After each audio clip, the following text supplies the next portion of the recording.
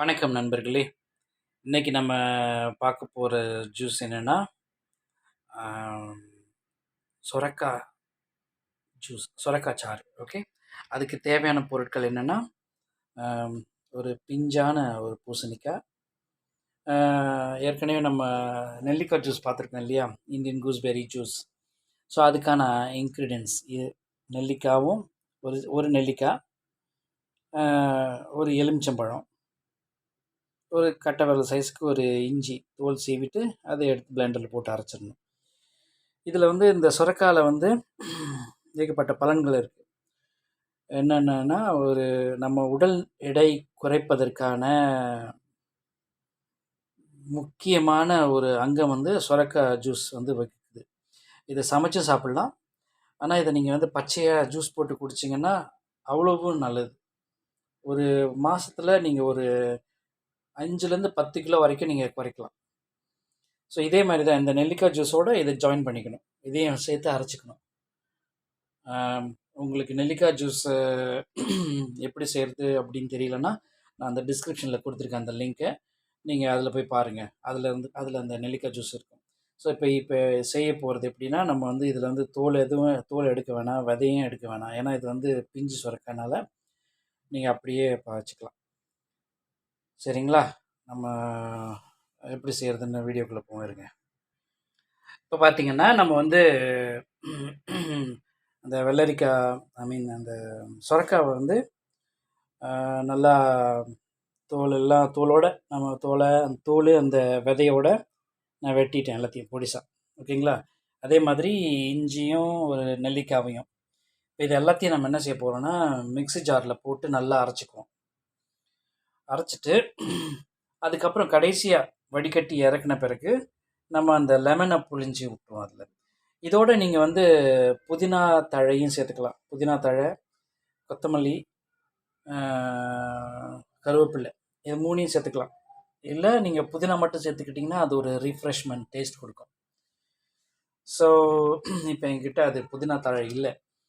அதனால் நான் அது புதினா தழை, கருவேப்பில்லை, புதினா, கருவேப்பில்லை, கொத்தமல்லி வச்சு நான் இன்னொரு ஜூஸ் நான் செஞ்சு காட்டுறேன் உங்களுக்கு அப்புறம். ஸோ இப்போதைக்கு இது மட்டும் எடுத்துக்குவோம்.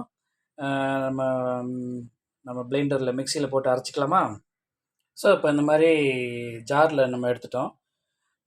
இதை வந்து நீங்கள் வந்து பொடிசா வெட்டாமல் நீட்டமாக வெட்டிட்டு உங்கள்கிட்ட வந்து அந்த ஜூஸ் மிக்சர்னு ஒன்று இருக்குது. அது இருந்துச்சுன்னா அதில் நீங்கள் செய்யலாம். ஏன்னா இப்போ ஜூஸ் மிக்சர் வந்து அங்கே என்னோடய வீட்டில் அங்கே சிங்கப்பூரில் இருக்குது. இங்கே வந்து இப்போ மலேசியாவில் இருக்கேன் நான். இங்கே வந்து அது கெட்டு போச்சு அந்த ஜூஸர். அதனால தான் நான் மிக்சியை யூஸ் பண்ணுறேன்.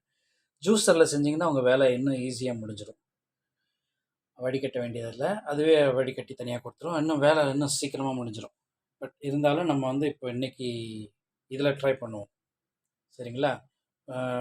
இன்னொரு நாள் நான் உங்களுக்கு அந்த ஜூஸரில் செய்கிறது எப்படி நான் உங்களுக்கு காட்டுறேன்.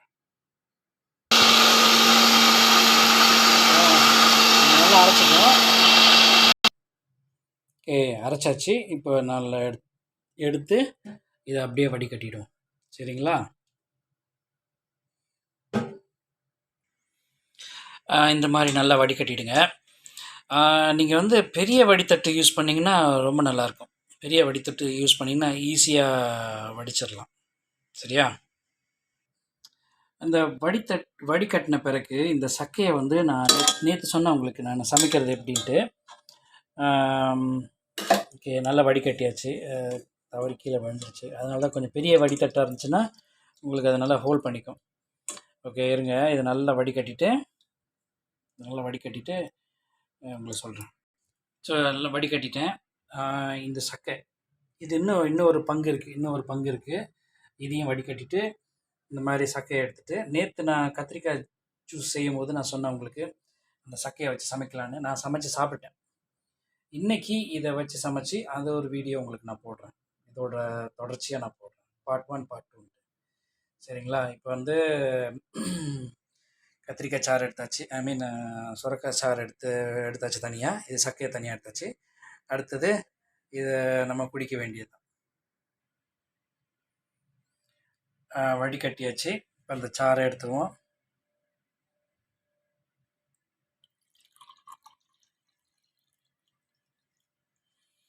வாசமாக இருக்குது. அருமையான சாறு.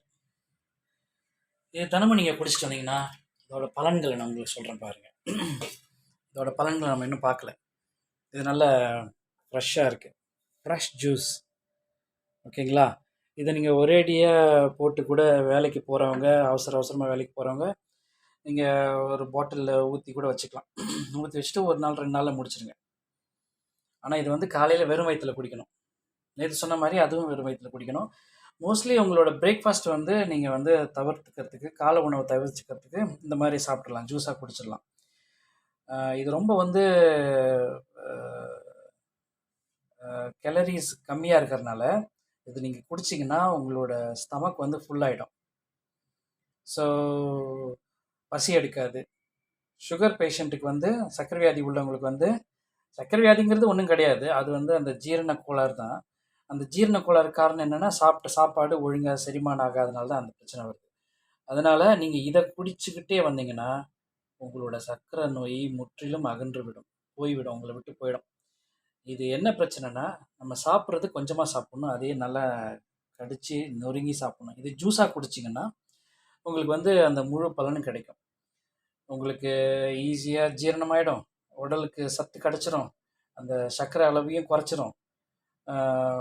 உங்கள் அதிகமாக நீங்கள் வெயிட்டாக இருந்தீங்கன்னா உங்கள் உடல் எடையை குறைச்சிரும். இன்னொன்று உடம்புல இருக்க கெட்ட கொழுப்பு எல்லாத்தையுமே நீக்கிடும். நல்ல கொழுப்பை தவிர்த்து கெட்ட கொழுப்பு எல்லாத்தையும் உடம்புலேருந்து நீக்கிடும். இதை நீங்கள் தினமும் குடித்தாலும் சரி, இல்லை வாரத்தில் 1 நாள் விட்டு 1 நாள். நான் இப்போ உங்களுக்கு இது வரைக்கும் 3 ஜூஸ் சொல்லியிருக்கேன். நெல்லிக்காய் ஜூஸ் வந்து காலையில் கண்டிப்பாக குடிச்சாகணும். அந்த நெல்லிக்காய் ஜூஸ் குடிக்கிற அன்னைக்கு அதோட சுரக்காவையும் சேர்த்துக்கலாம் நீங்கள்.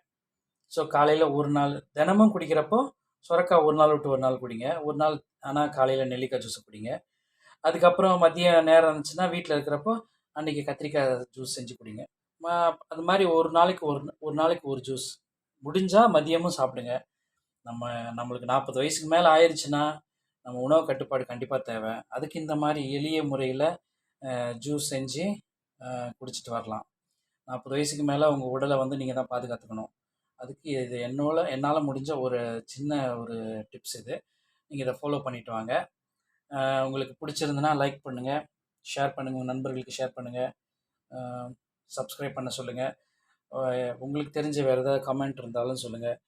இதோட நீங்கள் வந்து கடைசியாக எலுமிச்சம்பழச்சாறு புழிஞ்சிக்கணும். எலுமிச்சம்பழச்சாறு புழிஞ்சிட்டு நீங்கள் சுடு தண்ணி கூட மிக்ஸ் பண்ணி கூட குடிக்கலாம், இல்லை அப்படியே கூட குடிக்கலாம். நல்ல ருசியாக இருக்கும்.